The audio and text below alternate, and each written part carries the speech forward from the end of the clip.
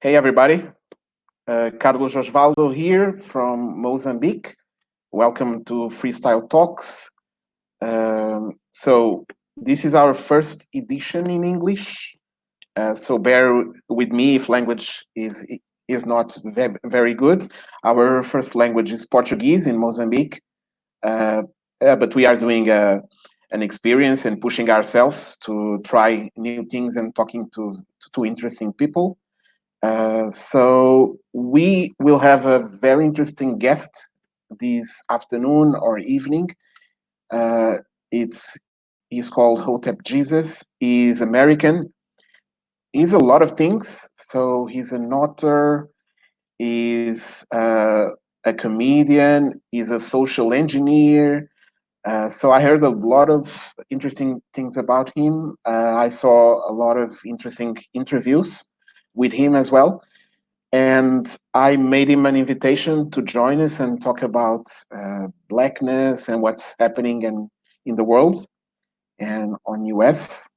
So you have a chat available below, so you can text your questions or your comments in Portuguese or in English, and we will be able to display. And myself and Hotep will talk and answer to your questions. So welcome everybody. I'm gonna call Hotep on board, and let's do this. Hey, How's it, my friend? life is well. Life is well. How are you? I'm good. Thank you very much for being here, No and problem. welcome to Freestyle Talks. Um, so Hotep, uh, who are you, man? I heard a lot of different titles. Author, marketeer, investor, social engineer, a comedian. And tell me a little bit about you where, and your background, basically. Yeah. Well, I'm a dynamic person. I have, as Scott Adams has said about me, I have a very interesting skill stack. Um, I grew up around tech. Commodore 64 back in the 80s, when the internet first hit and AOL was around. We were hacking AOL to get online for free using fake credit card generators software. Then I moved to Black Planet, MySpace, but I was always an entrepreneur at heart. I was always a rebel too. Like, I got in a lot of trouble in school. Not bad trouble, just, disobedience, challenging authority and power. But I think some of that stuff is what made me the person I am today, because, my dad just taught me to challenge people. He taught me to challenge beliefs. And so over the years, I've had a record label. I've been a touring artist. I've had a blog that, was doing millions of hits a month.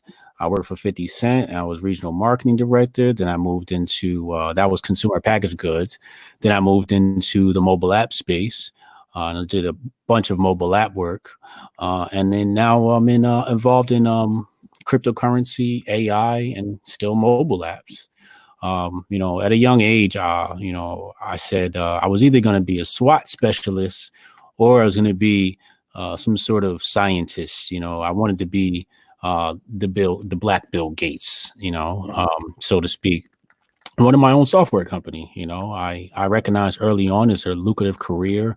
I recognized early on that, I was great with software. My dad would hand me a piece of software and he'd hand me the manual, and I'd take the manual and I'd throw it out. And I'm like, nah, I'm just going to figure it out. And I would tinker and play and just learn pieces of software without a manual. Probably in hindsight, that probably wasn't a good idea. But I think it helped challenge my brain and help me, develop my problem solving skills.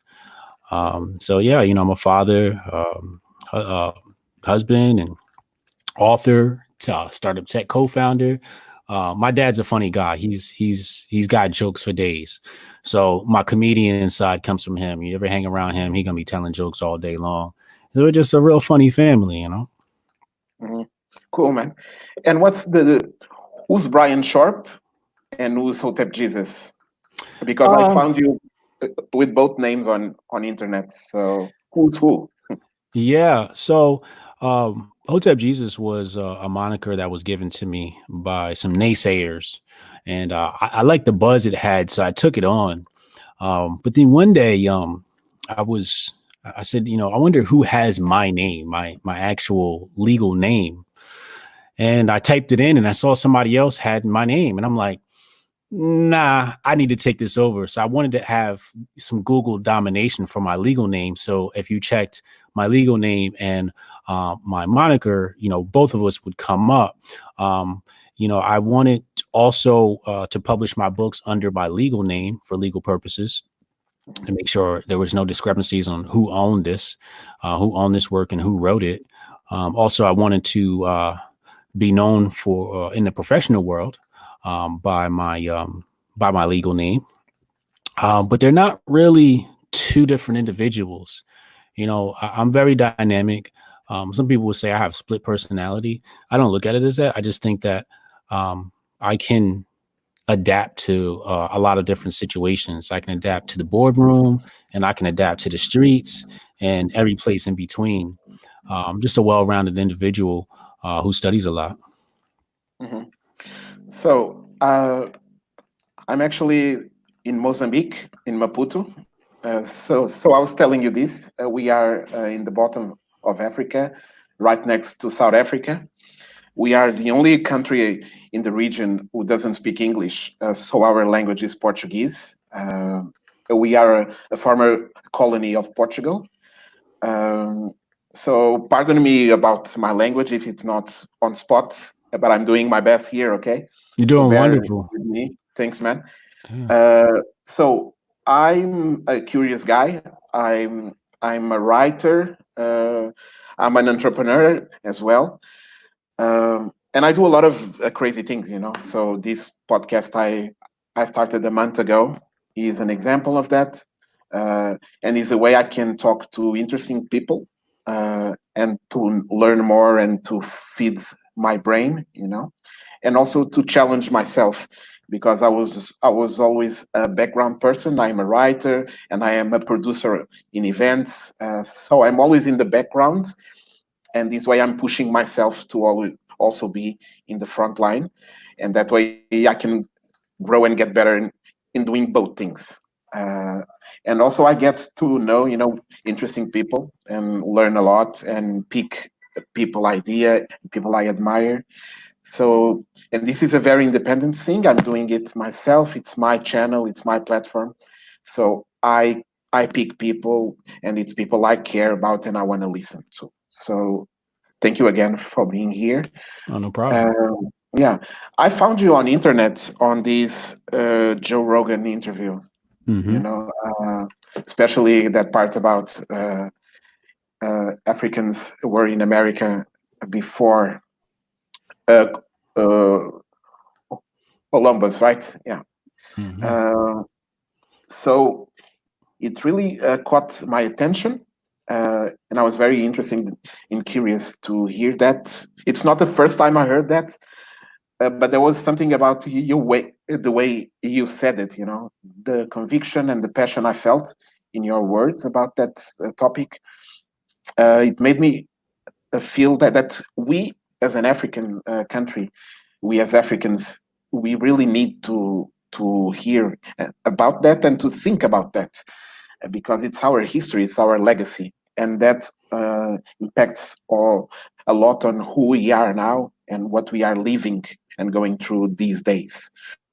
So I also want to start maybe by asking you, how are things there in US right now with COVID, with the racism debate going on and those tensions?